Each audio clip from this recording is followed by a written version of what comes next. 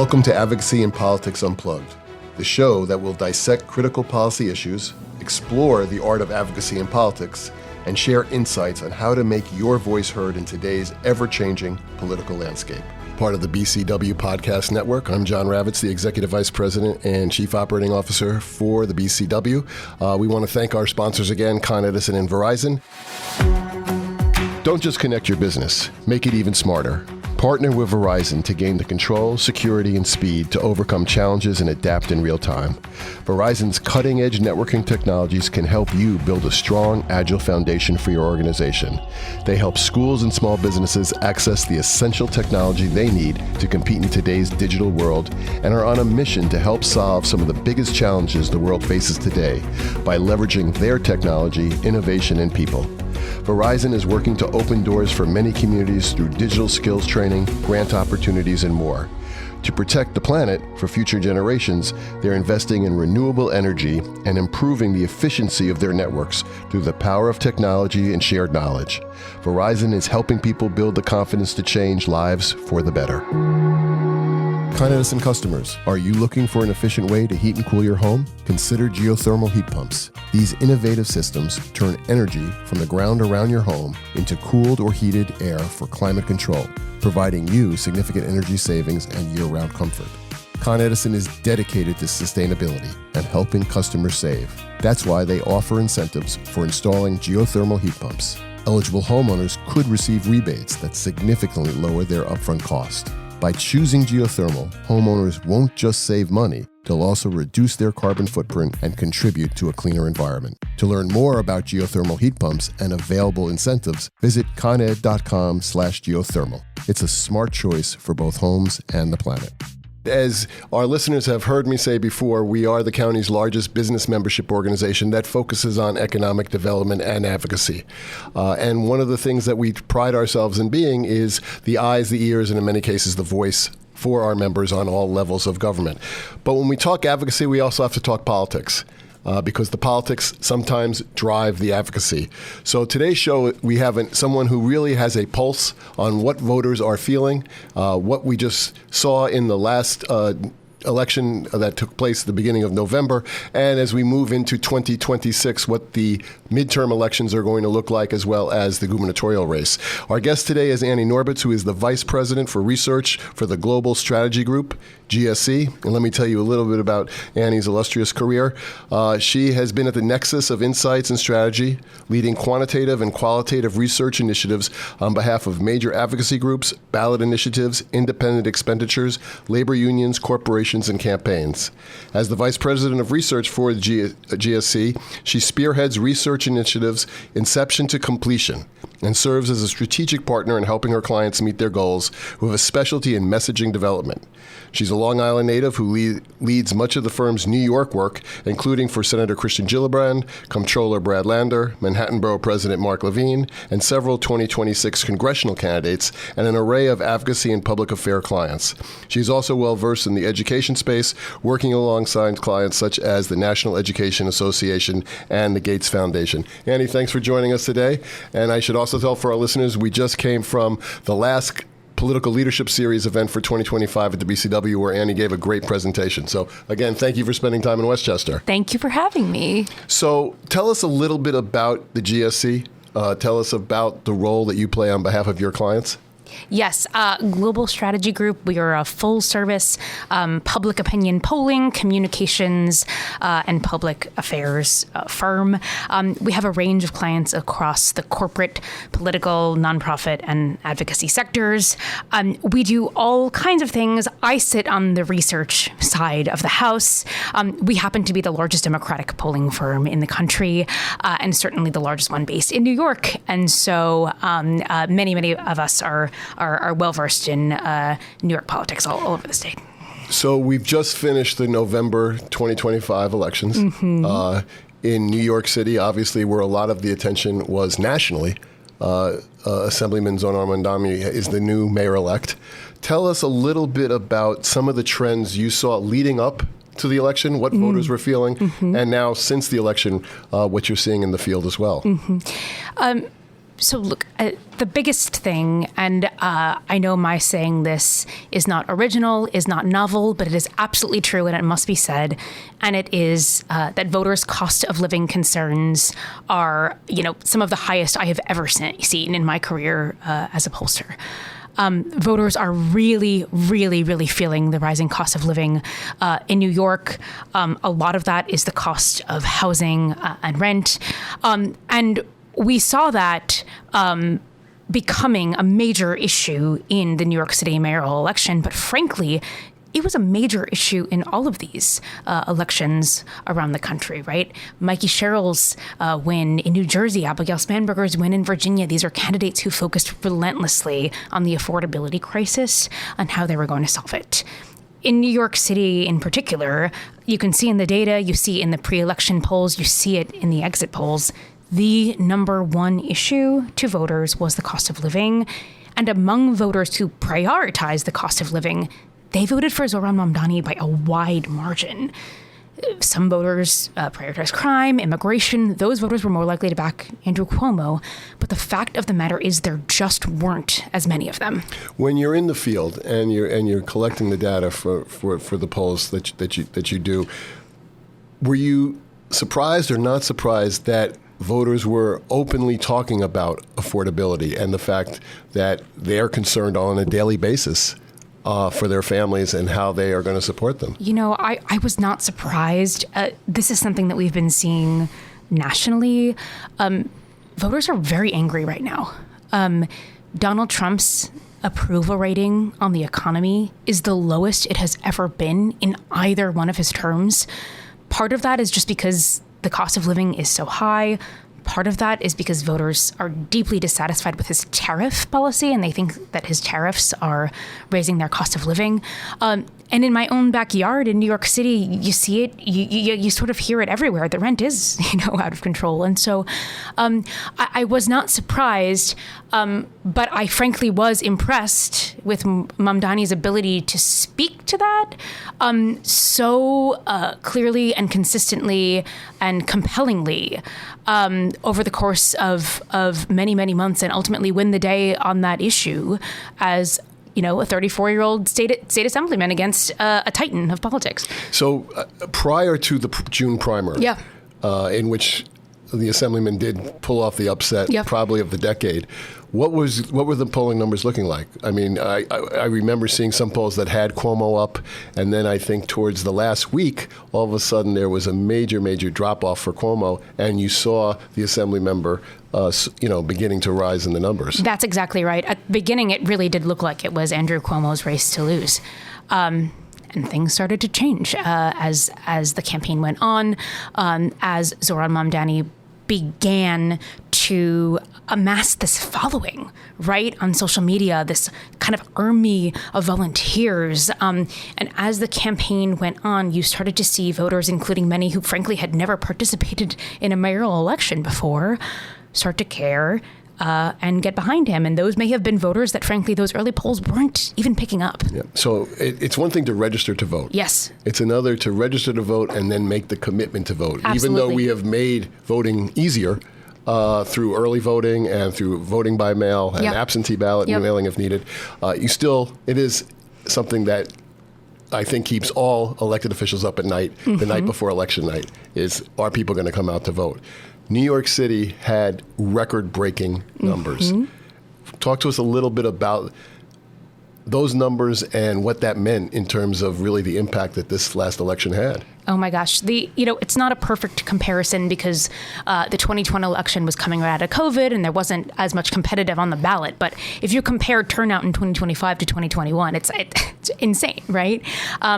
It wasn't just the number of people who voted, but the types of people who voted, young voters, newer voters, right, who had never voted before.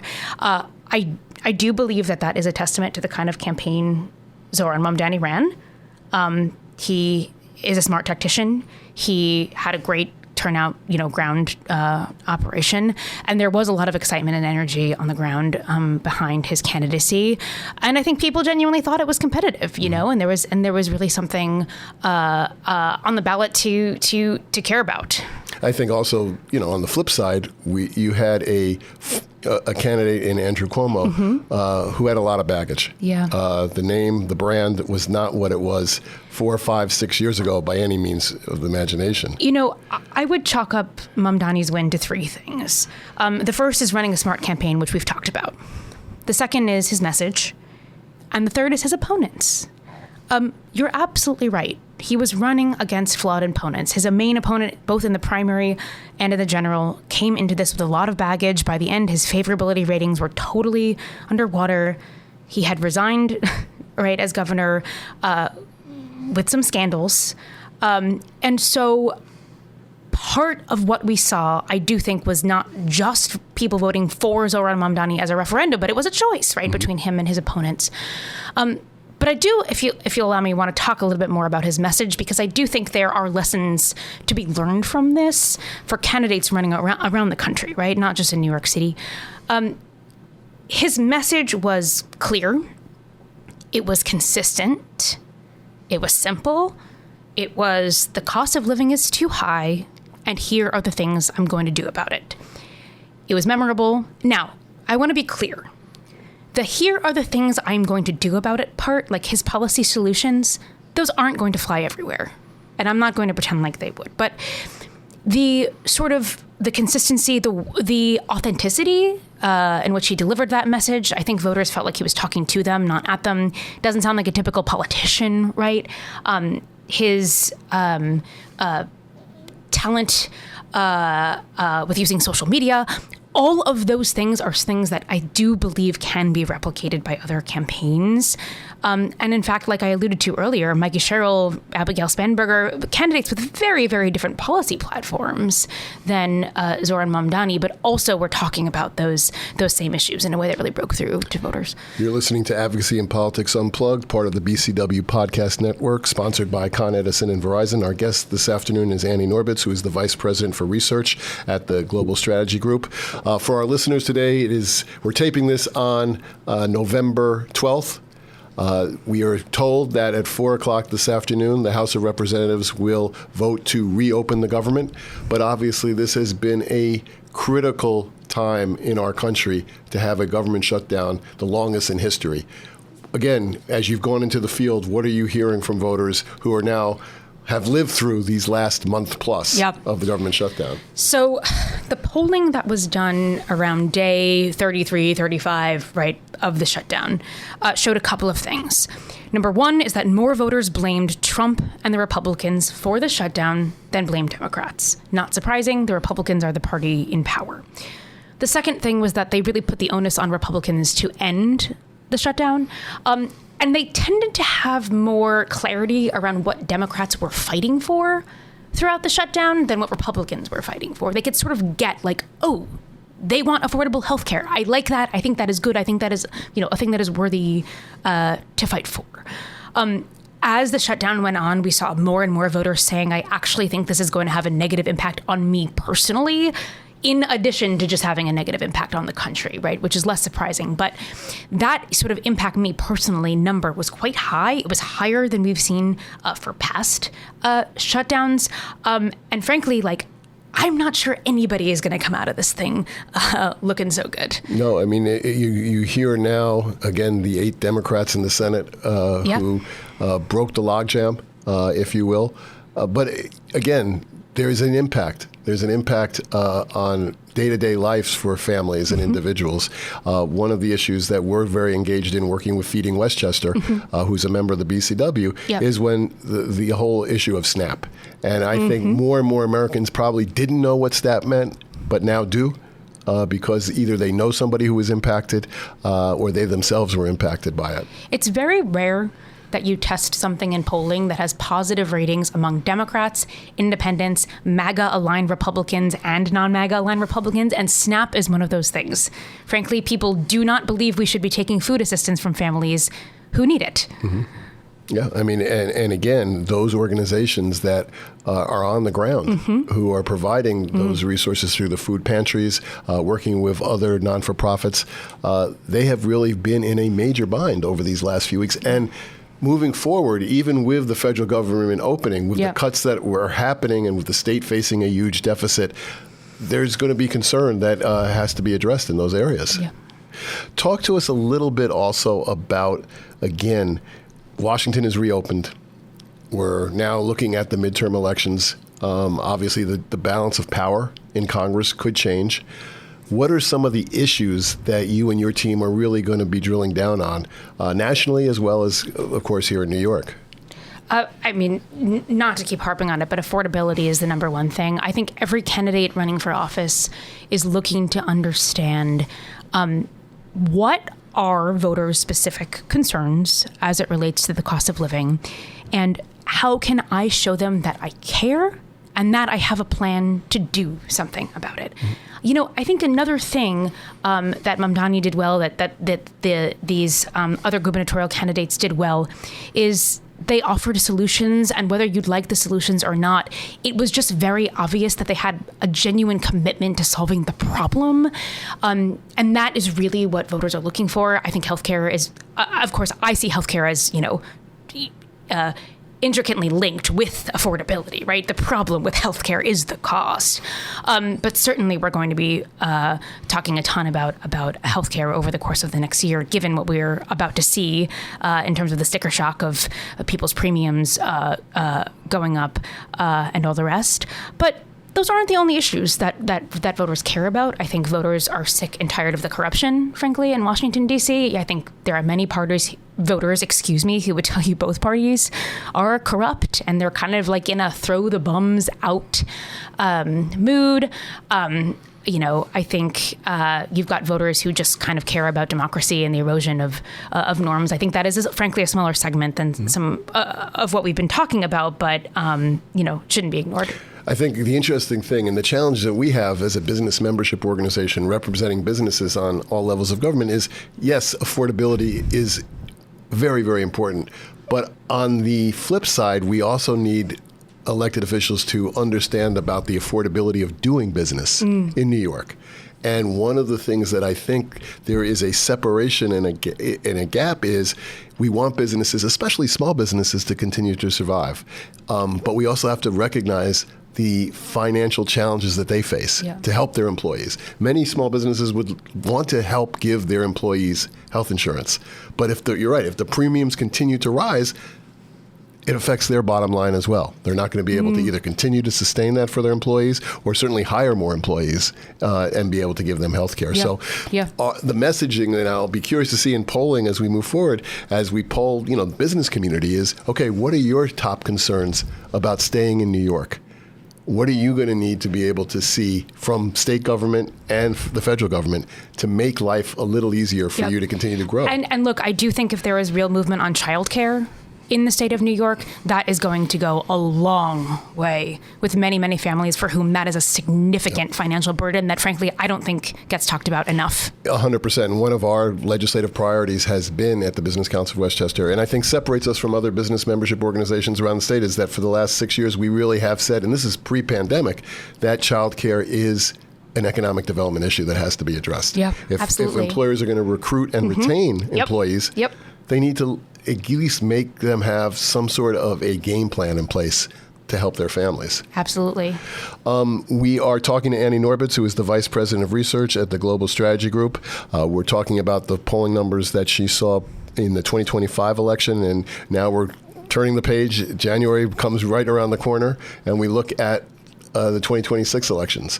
And the 2026 elections in New York, you'll have both every member of the state assembly and the state senate, members of Congress, and the governor up for re-election. What are, again, we've talked about affordability, but what are some of the lessons that you think those incumbents who are running or those challengers who are running against incumbents are going to learn from what we just saw? Again, and I'm so glad that you mentioned not just the mayor-elect for New York City, but you talked about the governor-elect from New Jersey and the governor-elect in Virginia. Because again, different constituencies, but the same issues, but it's the nuance on how you say it. A couple things. So right now, at this moment of time, November 12th, 2025, Democrats have a significant enthusiasm advantage over Republicans, meaning Democratic voters are much more likely to say, I am highly enthusiastic about voting next year than are Republicans. When you look at just what we like to call the generic ballot, like who will you vote for next year, the Democrat or the Republican, Democrats are ahead. Now, they are not as far ahead as they were in 2017 before the blue wave of 2018, right? But they are ahead. And as we saw last week, I mean, we're talking about states that Kamala Harris won by 5-6 points, that Mikey Sherrill and Abigail Spenber won by 14-15 points, right? And almost every county in those states moved to the left. So right now, right, on this day, I think Democrats are feeling good about next year. But I don't think they can rest on their laurels. And I don't think they will, right, rest on their laurels. One dynamic that's going to be fascinating in New York specifically is that neither Donald Trump nor Zohran Mamdani will be on the ballot. And yet, somehow, both Donald Trump and Zohran Mamdani will be on the ballot. Yep. Elise Stefanik is already tying Governor Hochul to Zohran Mamdani. I would imagine that Donald Trump becomes a large part of the campaign against Elise Stefanik or Bruce Blakeman or whoever the Republican nominee is, and that is going to happen in races around the state. Frankly, I think it's going to happen in races around the country, too. And so the battle of the boogeymen is something that I'm going to be paying attention to over the next year, yeah. And it is interesting because you're right. It is when you're running in a non-presidential year, yeah, and you're the party of the president, you are going to get tied to the successes, but you sure as heck are going to get Absolutely. tied to the things that people don't think are going the right way. And again, the governor's race, obviously she's going to, as of right now, face a primary from her lieutenant governor. Which is a whole different story. I don't. She's had a bad track record picking lieutenant governors, but to have your own lieutenant governor run against you, but obviously he's going to play to the progressive members of the party. Are there specific issues that now she has to be careful about that you think are going to? I cannot be objective on this because Governor Hochul is a client of Global Strategy Group. So what I will say is that at this moment in time, things are looking pretty good for her. And that is what the polling shows right now. Look, she has said her state of the state will be about affordability. She is extremely committed to family affordability. I think if she can notch some wins in that area, it's going to go a very long way. As we are sitting here today, her rebate checks are hitting the mail. She knows what to do with the voters she needs. Before we let you go, one of the things that's always fascinating me about polls, because those of us who are in the public, we just see the top line. Right? We see the favorable, unfavorable, who's, what percentage somebody's doing compared to somebody else. There's so much more data that goes into polling. So when you've finished your poll, you've gone into the field, you've collected all the data, how do you build it from the bottom up to get to that top line? What are some of the steps that you've looked at? Oh my goodness, no one's ever asked me this question before. I start with the top line, but that, to your point, is often the least interesting part. The first thing you do is you look for broad patterns and trends in the data that you're seeing, but you also look for contradictions. Let me give you an example of a contradiction that I think is kind of interesting and relevant to our conversation. There has been polling that shows that the Democrats are still underwater on their favorability, and yet the Democrats have an edge in the elections next year. My first question as a pollster is, how do I explain that? How do I explain that discrepancy? You look in the crosstabs and you see the discrepancy is Democrats. Democratic voters, there is a chunk of them who are not feeling their own party right now and yet still say in an election between a Democrat and the Republican that they would vote for the Democrat. And so you can't solve those kinds of questions just by looking at a top line. You really do need to do some of that digging. And for anybody who is so inclined, I think some of the exit polling that has come out of these elections that's public is a lot of interesting subgroup stuff. And explain exit polls, because those are really literally taken before people come into the polling place or after they leave? Yeah, it's they're taken in both before and after voters vote, the AP spearheads it. Look, they're not perfect. They are not exact, but they're the best we got, and they're interesting, and they're published in every kind of major news outlet. So you can go online and see, okay, in New York City, here is what young voters, here's who they voted for, and here's what they had to say. Here's a top issue, right? Same thing for older voters, whatever kind of constituencies you want to look at. And last question. How many times a quarter or every 6 months are you and your company in the field? Oh my gosh, constantly. Truly. So we have some public polling. We do something called Navigator Research that's published like essentially on a biweekly basis, sometimes even more frequently than that.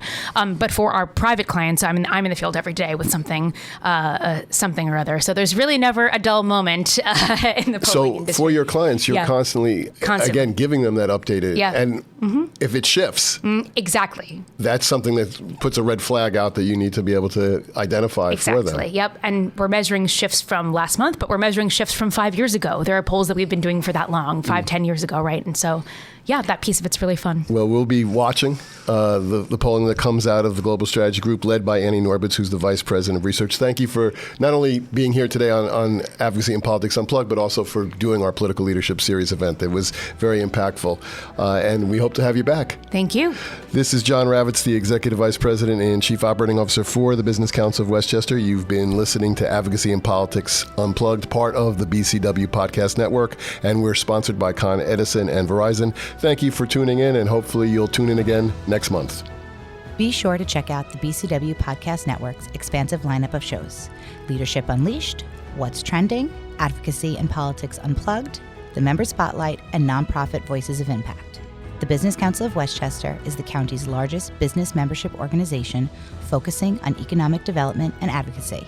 With over 1,100 members, it is our mission to work for the profitability of our members and the prosperity of the Westchester community.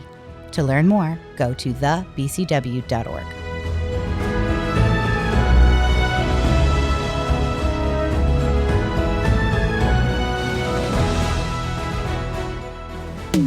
The BC